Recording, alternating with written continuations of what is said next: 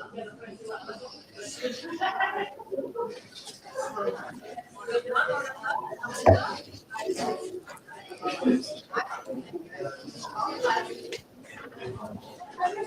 alaikum everyone and welcome to the Islamic Center of Boston. We are really glad to see all of you here. Alhamdulillah, we are about to start our second Ramadan reminder with our chief guest, Dr. Lazzouni. Alhamdulillah, he's been with us. He's been doing a lot of khutbahs. He's been inspiring us and guiding us, and we continue to do that today as well. I have just a couple of logistic stuff. On your table, there is how you will compose stuff, so how you will get rid of the waste on your table. So please keep an eye on the bins that are on the right, the gray bins. And there are 3 different bins, so make sure you put your trash in the right bin when you are about to leave. We also encourage you to keep everything with you as long as you can, because we do give you boxes to put your food in, so don't throw your food away. You take the food with you back home and inshallah use it the next day. So finally, those boxes will be available at the dinner time. And you can pick that up and bring everything and take everything. So, and the boxes that are on your table, which has the fruit, that's for you to take home if you don't finish, or even if you finish, please take it home. Jazakallah, thank you so much. And with that, Dr. Lazzouni.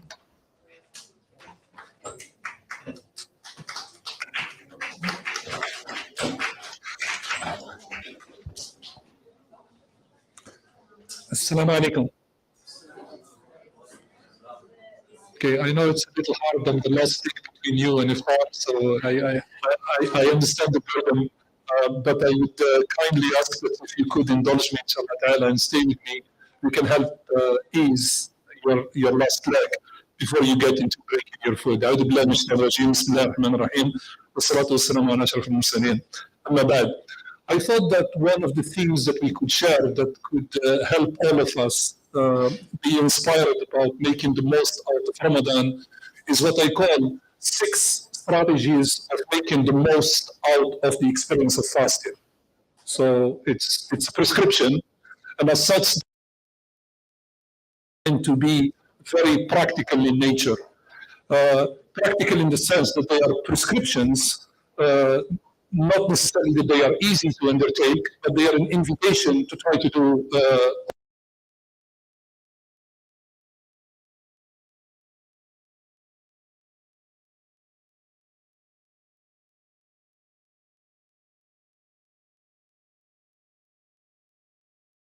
not in any form, shape, advocating that we have to indeed adhere to the strict requirements of using all of the 6 prescriptions. In our religion, if you cannot do the 6, you might consider to do 1. And all of that would still be beneficial, and hopefully, inshallah, you will find it as useful as I'm claiming it to be. These strategies emanate from, at least the way I got inspired about talking about them, emanate from something that is based on the hadith of the Prophet ﷺ that says, in announcing the coming of the month of Ramadan, he described the characteristics of Ramadan in the following way. He said, the month that has just arrived to you, this sacred time, 2 things have happened into it. صُفِّدَتِ الشَّيَاطِينُ وَفُتِحَتْ أَبْوَابُ الرَّحْمَةِ.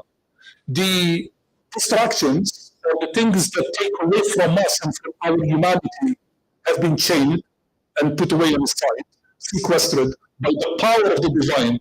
God took away those distractions and opened flung wide the gates of mercy, so people find it easy to get there.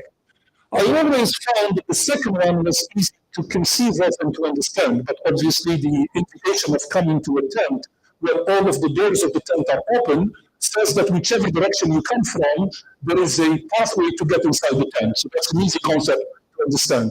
The first one has always been more intriguing to me, and that's the one that inspired the 6 strategies. What does this thing, what's the meaning of this thing of sequestering the distractions and the planets that take away from our humanity, that are shayateen? What does that mean?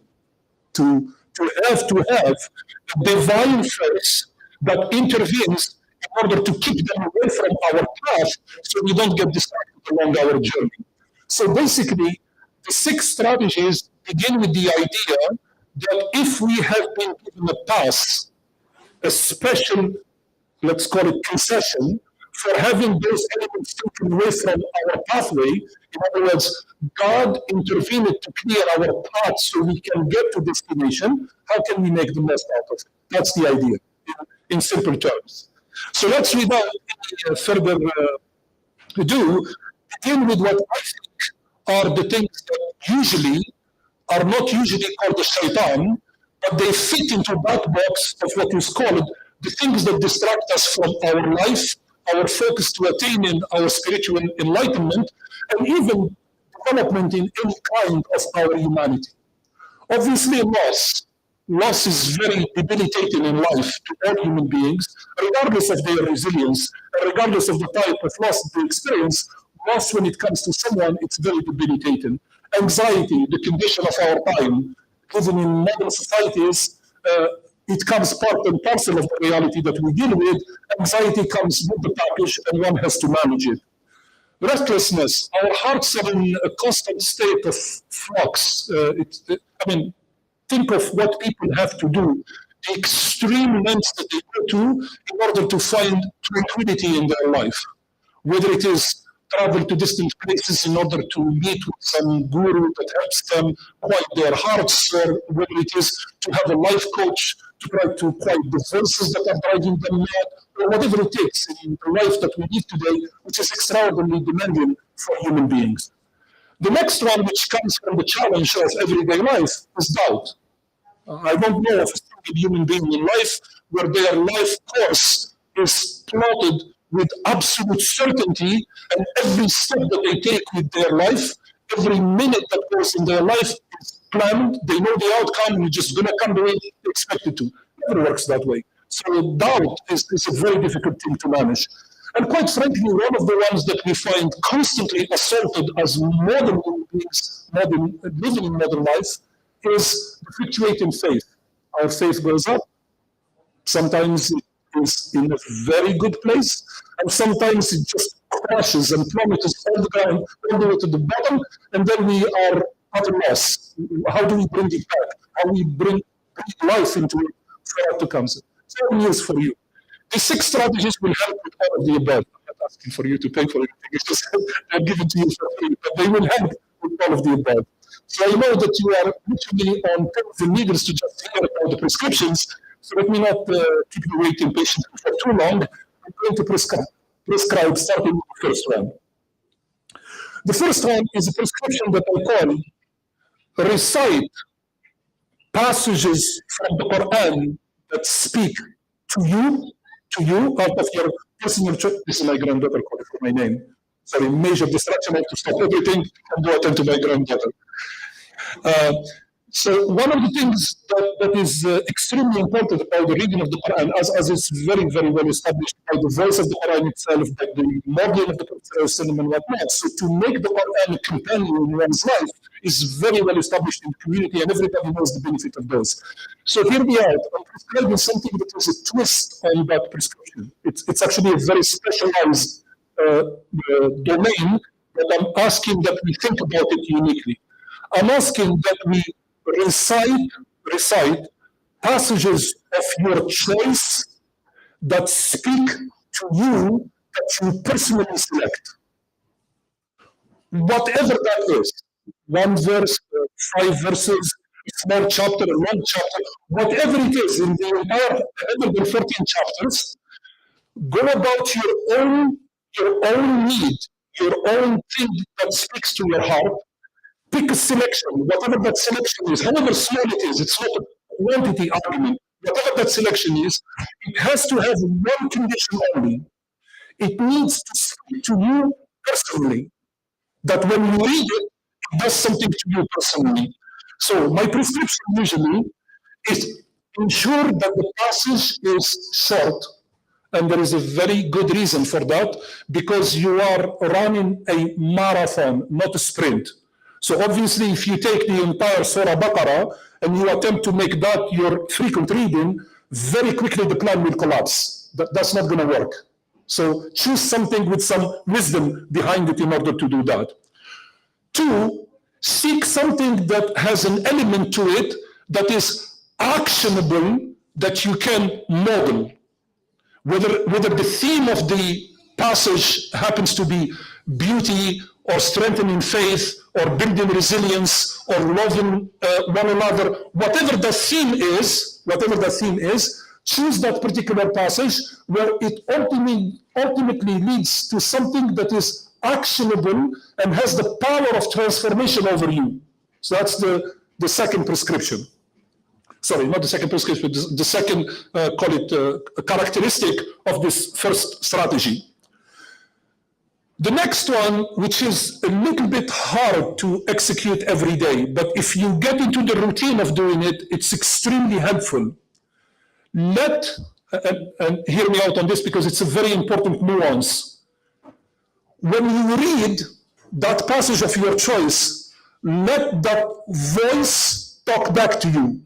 In other words, don't make this a passive engagement, much like when you read a novel, but when you read, let that voice echo and see if you can hear it again. So that, in other words, God speaks to you personally. That's what you are trying to achieve with this idea. So let that voice come back and see if you can hear the echo come back and you can engage with that voice as a living reality rather than an entry into a book in some magic script that's called Arabic that happens to be very beautiful, but nonetheless magic. It makes ink make sense on a page. You want to lift it from that experience and make it something else.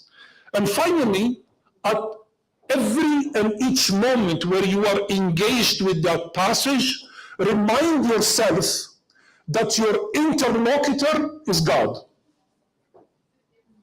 Okay? That's is God, Allah Himself. So realize that your interlocutors, so you are essentially, the simple idea is that you are in the intimate conversation with the divine. That's the state you want to put yourself into. So my promise, if you do all of this, and I'm going to model it through personal experience. My personal favorite, please do not take note of this. It's my personal favorites. So if you want to use it, please feel free. But if you want to choose your own, please feel free to choose your own. My personal favorite passage of the Quran is the ending of Surah Al-Zumar. I don't know why. I can't explain it. It's like everything emotional and deeply personal, like falling in love. You can't explain why. But it's something that is very special to me when I encounter this passage of the Quran all the time. وَسِيقَ الَّذِينَ آمنوا إلى ربهم زمرا حتى إذا جاءوها وفتحت أبوابها وقال لهم خزنتها سلام عليكم طبتم فادخلوها خالدين. So this whole, like roughly translated, it's a mental image of the idea that the people of faith are guided together at the time where they are invited to enter paradise, and the angels come to them and they say, blessed who you are here, enter this paradise within, and then they give them the glad tidings, Khalidin, in this condition for eternity in order to benefit from this garden that you are entering. I don't know why, but the combination of the wording, the imagery, the connection, the model that I am able to visualize, the hearing of God Himself being a host of this community that comes to walk into this place, this heavenly garden that is ultimately the destination that we arrive to, does something to my entire being. So you need to find your own. The idea is you find your own, whatever that is, and that will be your guide that you will repeat, and then you will repeat, and then you repeat, until inshallah you connect with it, and that becomes the voice that resonates with your heart and takes you where you need to go. I sometimes find that this idea very quickly causes people sometimes to feel it gets a little monotonous and boring. If you repeat the same thing again and again and again, at some time you feel the urge to very quickly jump to other things and go to try to explore other worlds because you want to change. I mean, change is good for all human beings, no question. I mean, if we were condemned to eating the same food every day, I don't think that we will call it nutrition anymore. It would be like a death sentence. But the idea would be that in change, in variety, there is something that allows our being to evolve and to go for other things. Except that in this case, I would take exception. If you have found, I mean, obviously, imagine that if you fall in love with someone and you want to change every 7 days, that's not a good idea. So the idea is that if you found a relationship that you want to make a commitment with, and you want to stay within that relationship for a long time, you nurture it, and you stay within that environment, and that's the idea that we are trying to build on here, that inshallah would be very, very helpful to continue to work with. So far, so good with strategy number 1? Okay, so now the tough time. I'm going to test you. What did I say you were supposed to do? Find your passage and stay with it. That's fantastic. Okay, class has graduated. I don't have to say anything else beyond that. So let's say if we go to the second strategy. The second strategy capitalizes on the idea of using this double movement of atonement and asking for forgiveness. Okay, so let me tell you what this is not. This is how usually this double movement is taught to the Muslim community, and I take extremely strong exception to it. Atonement and forgiveness is not a manifestation of self-guilt and no worth, because that's usually the way we got taught these two double movements. So somebody has to feel extremely self-guilty, somebody has to feel extremely crushed and totally lost before they go and seek atonement and then ask God for forgiveness. That is not what I am talking about. I'm going to be talking about something else. I'm going to talk about this double movement as being a prescription for spiritual self-development. And the analogy I'm going to give you is biological. Inside the mechanics of any living being that happens to be an organic organism of higher complexity, there is always in the body, in the physical body, cells that create nutrients and that move what needs to be done to bring about life in that body.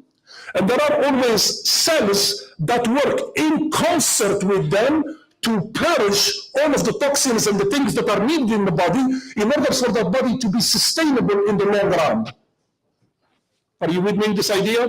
I'm claiming that you can use this mental model for our spiritual composition. So there are cells that help fix the problems in order to rebuild the spiritual tissue to make it always viable and vibrant. And there are cells that nurture it in order to get it to where it needs to go. So far, so good? So let's put this double movement of atonement and forgiveness into this idea. روي عن أنس عن عبد الله بن عمر, the famous companion of the Prophet, the son of Umar ibn Khattab, was in the modern world, if you want to use this word to describe how we use it in the English language today, was ghosting the Prophet ﷺ all the time. So wherever the Prophet ﷺ would go, he would be with him by his side like a sponge, trying to suck from him all of the knowledge and learn from him as much as possible. So he reported the following seerah of the Prophet ﷺ. He said, كنا في المجلس الواحد نعد لرسول الله صلى الله عليه وسلم أكثر من 100 مرة من الاستغفار. He said that in a single setting where the Prophet ﷺ would be with his companions or a large crowd or whatever, one sitting, like today, he would hear the Prophet ﷺ utter 100 times, Allahumma inni astaghfiruka wa atubu ilayk. Oh Allah, to you I repent and I seek your forgiveness. This is the Prophet of Allah sallallahu alaihi wasallam. Do you think he had the problem of self-guilt, or do you think that the Prophet sallallahu alaihi wasallam has a problem of low self-esteem, or he was lost? No. What he was using is this double movement in order to cleanse the spiritual tissue so he can put more load and more building on top of it. So that's the primary idea. So that's the purpose of this prescription. So far, so good? Okay, I'm not going to test you on this one. I'll test you on the two next ones. So for me, the double movement is very simple. It says the following thing. Essentially, atonement makes us take responsibility for who we are and what we do. Forgiveness makes us know that we cannot make it alone, so we ask Allah to help us. That's a very simple idea to think about it. Good? Okay, so we can go into the third one. How am I doing for time? I'm sorry, I don't have a clock I can look at. 6:35. Okay, so we're gonna, inshallah. I have until. We have to 6:45. It's to 6:45. A little bit over as well. Inshallah. Meeting until 7:10. Okay, so at 6:45, somebody just knocks on the table, so I know it's the end. Okay. Oh, thank you. So what can I do without her? She saves my life, my time, and everything else that I'm worth. The third idea that I prescribe as a strategy is this idea, if you wish, of what I call staying connected. And staying connected with anything in life is extremely important. What about the idea of staying connected constantly to Allah subhanahu wa ta'ala, the creator? So my invitation and the best methodology to stay connected to Allah, the creator, is the invocation, a tasbih, is to make the tasbih not simply a daily routine, but here the word I'm going to say next, a daily reflex. The same thing, the same way that we don't think much about the need to breathe, we don't make a science out of it, we just find ourselves inhaling and exhaling, and that's somehow critical to life. The idea of applying this think of the spiritual body, if we continue with that analogy that I talked about before, being an organic body that is living, the breathing process of inhaling and exhaling of that spiritual body is a tasbih, is when we invoke Allah. So far so good? So let's try to unpack what that is. So Allah subhanahu wa ta'ala has a beautiful verse in the Quran, in which he says the following, and it's a verse from Surah Al-Isra. تسبح له السماوات السبع والأرض. To Allah, glorify the seven heavens and the earth. And I'll come in a second to tie all of these pieces together. And then he says, وَمَنْ فِيهِنْ, and all entities that inhabit both of these abodes, the abode of the heavens and the abode of the earth. And then he says, وَإِن مِّن شَيْءٍ, and if there is anything else that is not accounted for this, whatever else might be out there, إِلَّا يُسَبِّحُ بِحَمْدِهِ, that also glorifies Allah subhanahu wa ta'ala. And then obviously, for all of us who get perplexed by this, it's natural to be perplexed by this. So as Allah says, وَلَكِنْ لَا تَفْقَهُونَ تَسْبِيحَهُمْ, and verily you do not know of such things that are happening around you. So the creatures that glorify Allah in the heavens are things that we believe in, that are part of our creed, are angels, for example. So that's an example of those things. These inorganic planets and creatures and whatnot, they also perform tasbih.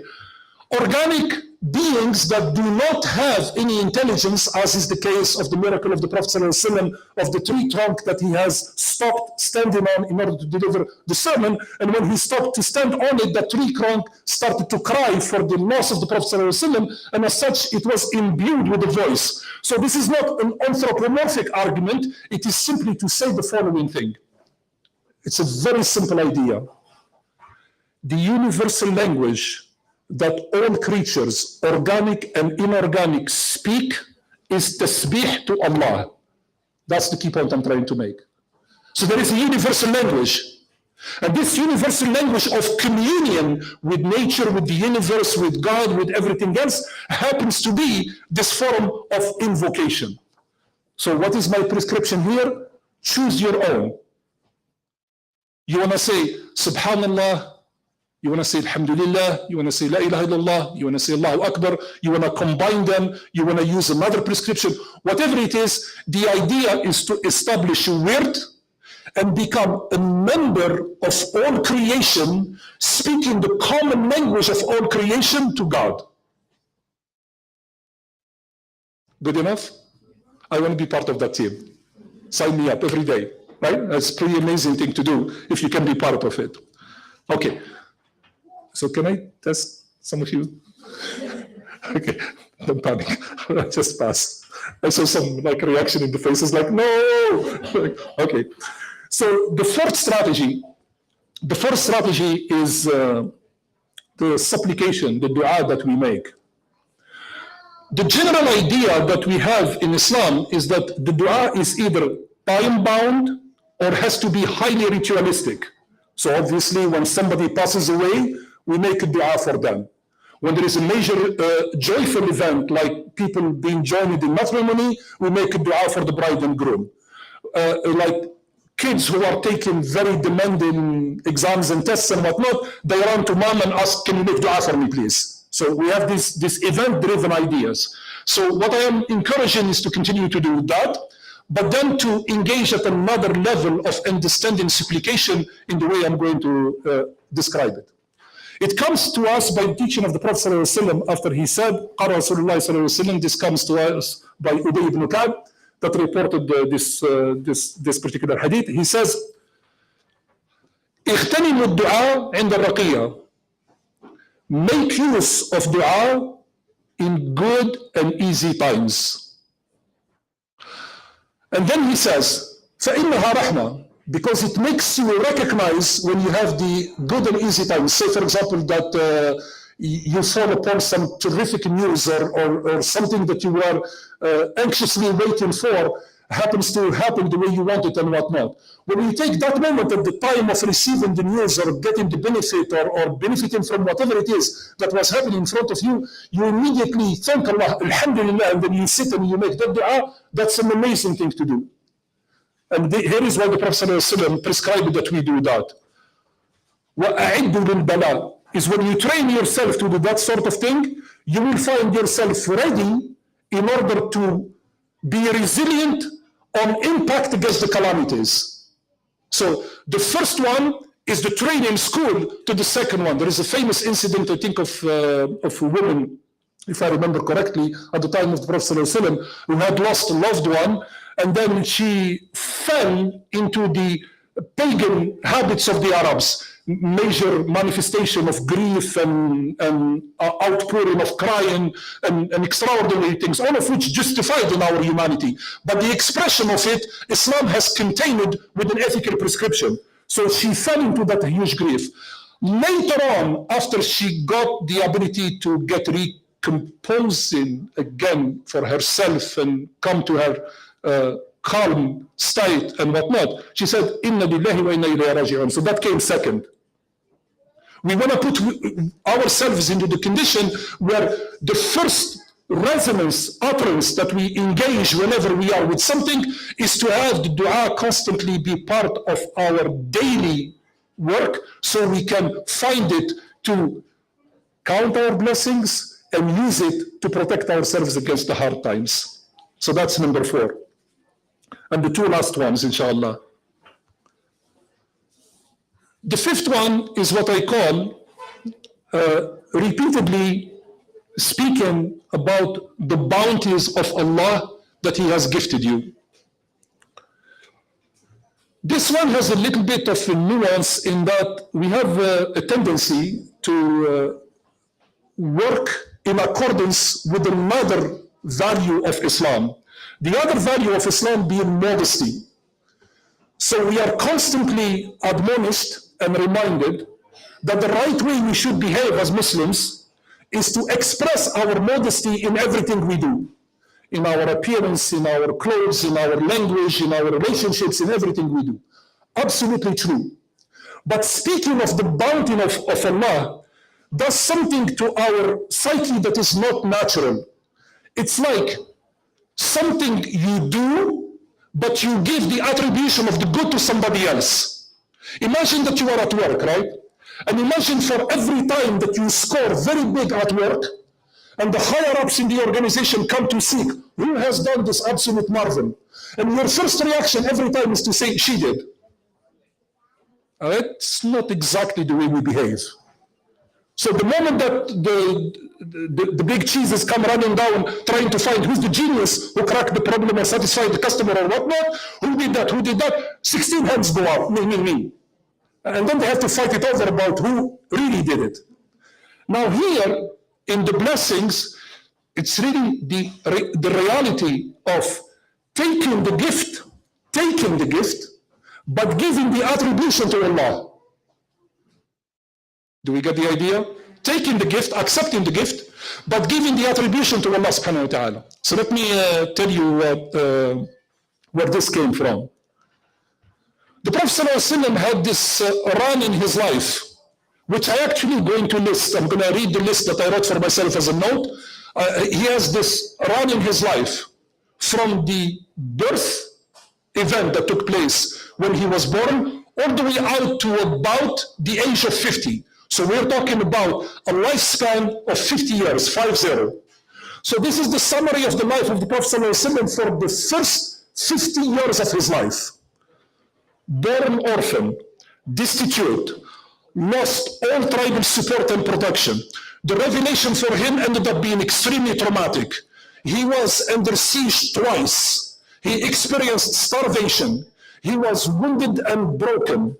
He suffered wars, lost some of most his valued companions in battle, lost his wife, buried 6 children, was brutalized by everybody who's around him, and was made the victim to the point that there was an assassination plot on his life. That's factual. Every single one of the things I said, factual about the Prophet ﷺ for the 50 years of his life. The Quran comes to him and asks him to do the following thing in Surah Al-Duha. وَأَمَّا بِنِعْمَةِ رَبِّكَ فَحَدِّثْ. And I ask that you speak of the blessings that God has given you. What does that mean? What does that mean?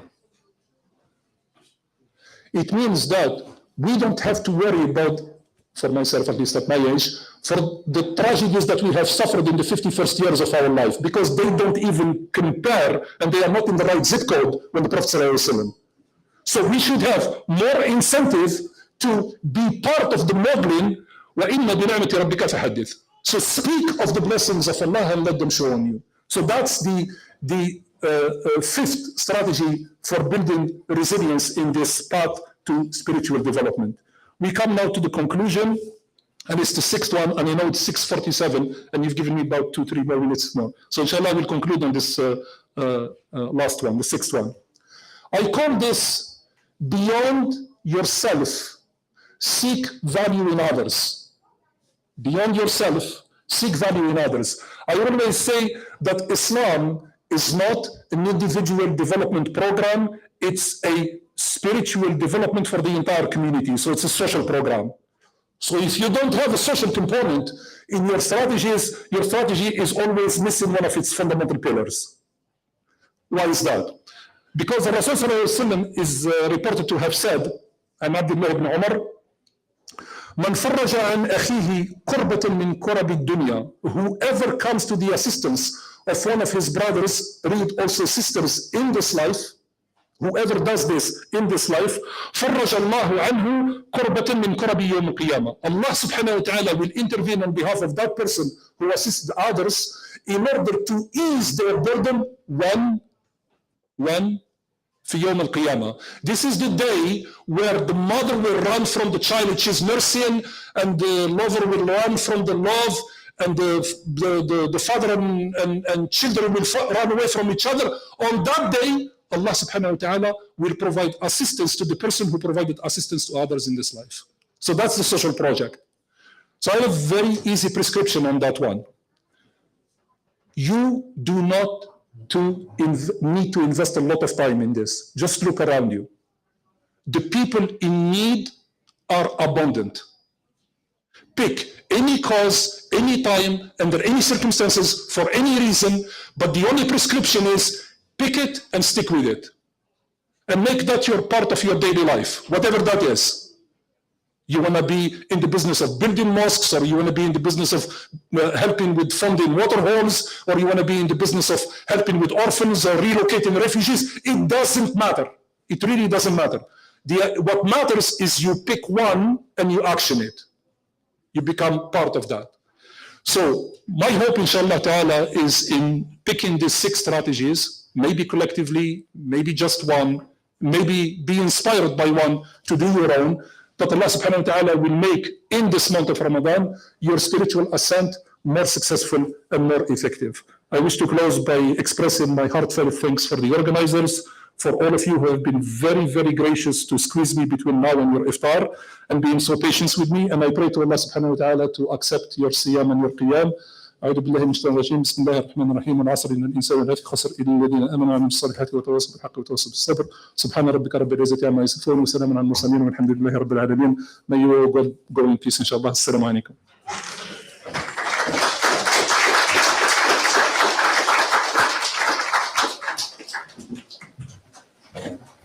Assalamu alaikum, and thank you, Dr. Lazzouni. That was wonderful, and I hope everybody got inspired here.